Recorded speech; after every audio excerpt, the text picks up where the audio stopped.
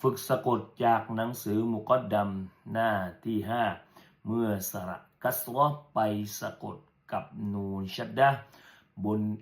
ที่นูนชัดดะห์นั้นมีสระกัสเราะห์หลังจากสระกัสเราะห์มียาสุกูนเราต้องอ่านหน่วงเสียงและอ่านยาว2 ฮารอกะห์บอดนูนบินนูนยานีบินนีโปนูนปินนูนยานีปินนี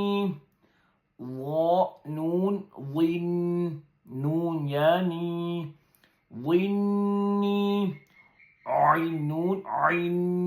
นูนยานีไอนี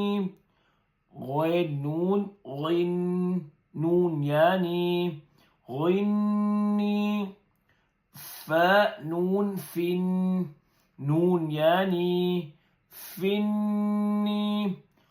قاف نون قن نون يعني قني